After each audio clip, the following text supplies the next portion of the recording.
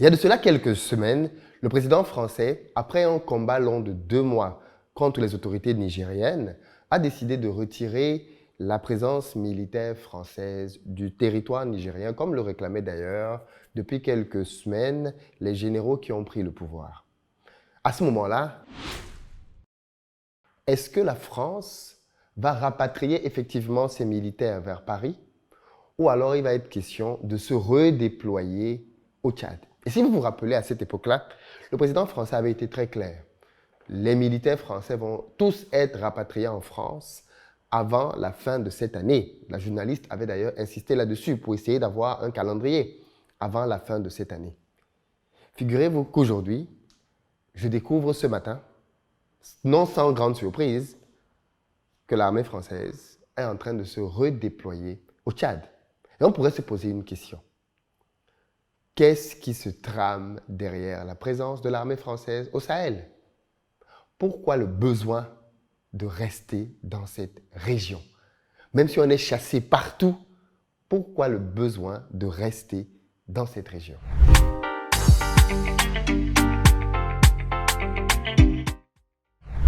Salut à toi, bienvenue sur ma chaîne, moi c'est Philippe Simo.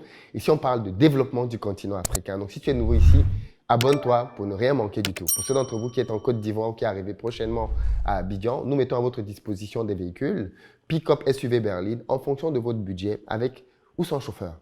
Si vous cherchez plutôt un appartement de bon standing, nous avons des biens de très bon standing proches de toutes les commodités. Dans la barre de description, vous avez le lien pour réserver vos places. Faites-le maintenant parce que les gens commencent vraiment à réserver pour la CAN et pour les fêtes de fin d'année. Si vous cherchez plutôt une maison pour vous, pour votre famille, sachez que tous les samedis, nous organisons à Bingerville des visites pour vous permettre de voir les maisons que nous construisons afin, je l'espère, de vous permettre de devenir propriétaire.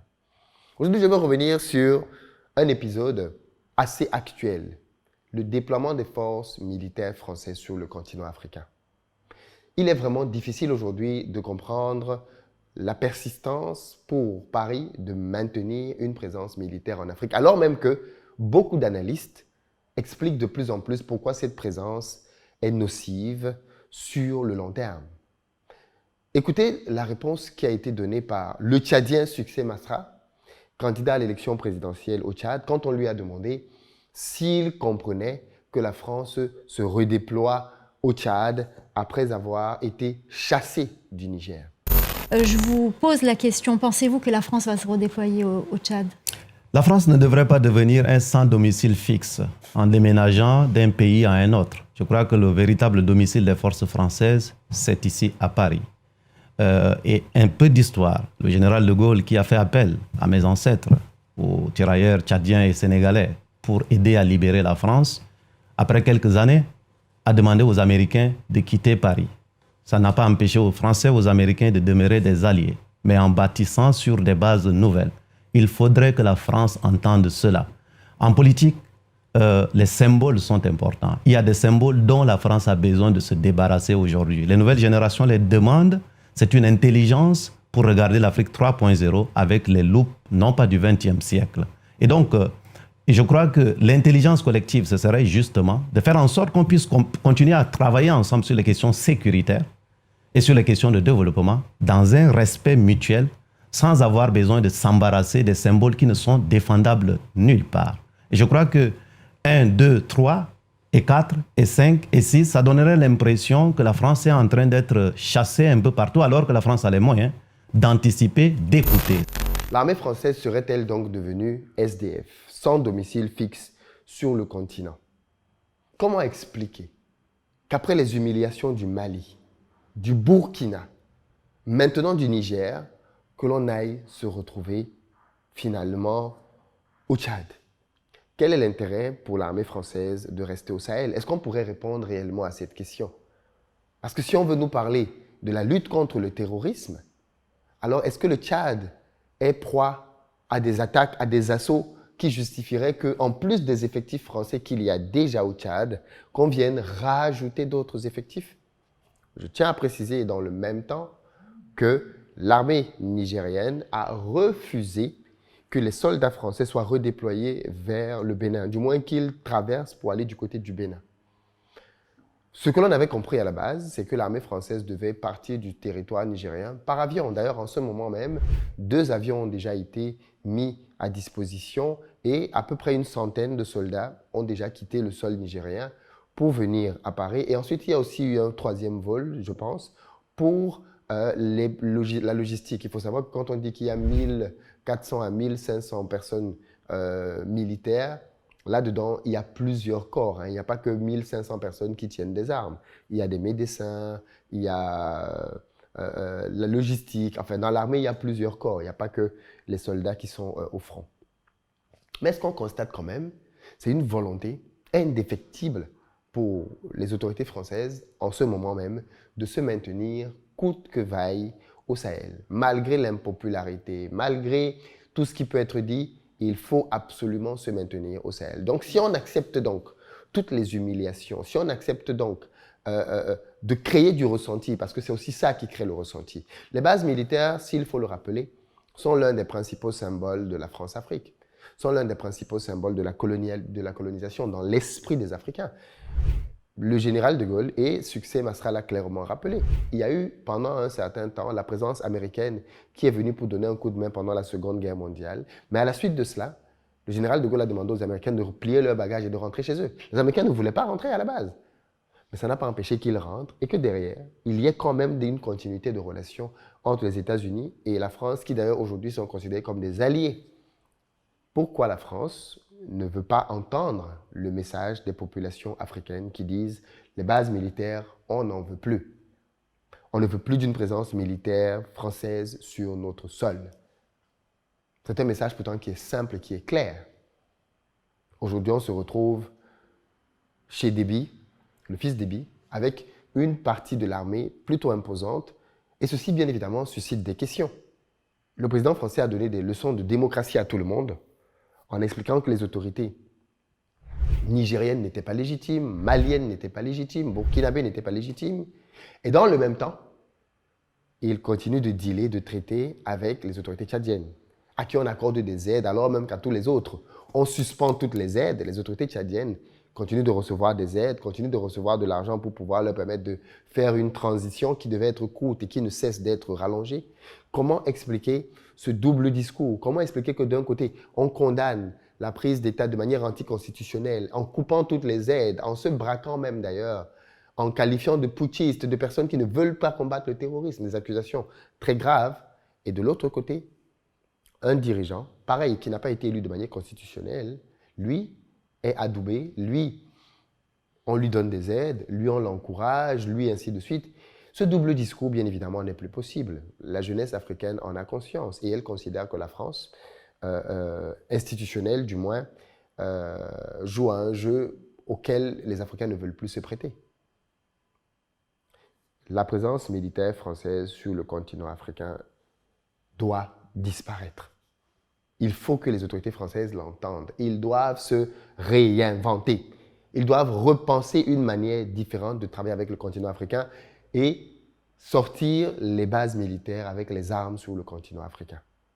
D'autant plus que cette situation du Sahel a été principalement provoquée par la France. À l'époque où Nicolas Sarkozy était président, on se souvient tous de l'empressement de ce dernier à aller chercher une résolution du Conseil des Nations Unies pour venir faire la guerre avec le soutien de Barack Obama à Kadhafi. Et ce n'est qu'à partir de là, à partir de la mort de Kadhafi, que la Libye est devenue un no man's land. La Libye est devenue un pays à feu et à sang. Voilà comment est-ce qu'on est venu apporter la démocratie. Voilà comment on est venu apporter les libertés aux citoyens libyens, parce que c'est ce qu'on nous avait dit. Kadhafi, c'est un dictateur. Il faut absolument qu'on libère le peuple libyen de ce dictateur. Un verbatim, voilà. Et par la suite, on voit les conséquences. On a déstabilisé un pays. La Libye aujourd'hui est un non-pays. Il n'y a pas de direction dans ce pays-là. Et en plus d'avoir déstabilisé ce pays, mais qu'est-ce qu'on a constaté? C'est que depuis la Libye, les cargaisons d'armes qui avaient été déversées dans ce pays avec pour but de déstabiliser le régime de Kadhafi, aujourd'hui sont entre les mains des terroristes. Et c'est avec ces armes-là que les terroristes font le malheur dans les différents pays du Sahel.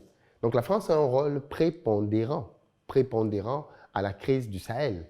Si les pays africains étaient des pays qui pesaient dans le game, ils auraient aujourd'hui le moyen d'imposer un certain nombre de réparations à la France. L'armée française devrait effectivement être au front pour pouvoir non pas aider les gens à lutter contre le terrorisme, mais éteindre un feu qu'elle a elle-même occasionné. Ça devrait être ça la logique des choses. Ça devrait être ça la logique des choses. Et pas être présenté comme une faveur que la France fait quand elle vient pour combattre le terrorisme, qu'elle a elle-même favorisé en mettant le chaos en Libye. Et ça, il faut toujours le rappeler, se souvenir de l'histoire. Toujours, toujours, il faut le rappeler et se souvenir de l'histoire. Mais pour revenir donc à notre sujet, comment comprenez-vous, d'après vous, cette position du gouvernement français? Quels sont les intérêts qu'on essaye de préserver au Sahel? Alors, bien évidemment, je pense que vous le savez, hein, si vous suivez ce dossier depuis quelque temps maintenant, mais énormément d'études ont été faites en réalité sur la zone du Sahel qui ont démontré que c'était une zone extrêmement riche. Extrêmement. Le sous-sol du Sahel, apparemment, est l'une des zones les plus riches du monde. Oui. Et bien évidemment, on pourrait penser que la présence militaire française à cet endroit-là a pour but d'être parmi les premiers qui vont être sur les lieux de telle sorte que le jour où le partage du gâteau va pouvoir se faire, eh bien que ceux qui sont là parmi les premiers puissent être parmi les premiers à se servir sur un continent qui n'est pas le leur. Parce que si vous voyez que les Américains sont là aussi, il faut se demander pourquoi. Parce qu'eux-mêmes, avec Barack Obama, ont été derrière pour pouvoir déstabiliser la Libye, au travers, bien évidemment, des Nations Unies, parce qu'on va toujours dire que c'est une résolution du Conseil des Nations Unies, mais on sait comment ça marche. On sait comment ça marche aujourd'hui. Et donc, dans son livre, dans l'un de ses livres, Jordan Peterson, je crois que c'est les 12 leçons à apprendre pour réussir dans la vie, quelque chose comme ça. Il y a l'une des leçons qu'il donne qui m'a beaucoup marqué, dans laquelle il dit que il faut toujours considérer que la personne à qui tu parles est plus intelligente que toi. Il se trouve que les dirigeants occidentaux n'appliquent pas cette règle. Ils donnent le sentiment qu'ils parlent à des cons, à des stupides qui ne comprennent rien à rien, à des choses même élémentaires. Or, ce n'est pas le cas. Les jeunes ne sont pas cons, ils ne sont pas stupides, ils comprennent les enjeux. Ils comprennent les enjeux et veulent se positionner pour être contre la perpétuation d'un certain nombre de crimes sur le continent africain. Et ça, il faut l'entendre. Les choses ne seront plus jamais les mêmes. Et tant que les autorités ne le comprennent pas, tant qu'elles sont dans une posture de faire les sourds, rien ne va s'arranger sur le continent. Au contraire, les choses vont aller en empirant. Clairement. Et je pense qu'il faut le rappeler. L'armée française, sa place, c'est en France. L'armée française, sa place, c'est en France. C'est pas à Niamey, c'est pas à Ouagadougou, c'est pas à, comment j'appelle ça, à Bamako, et ce n'est certainement pas au Tchad. Ce n'est certainement pas au Tchad. Dites-moi ce que vous en pensez dans les commentaires, mais cette histoire est loin d'avoir dit son dernier mot. Ciao!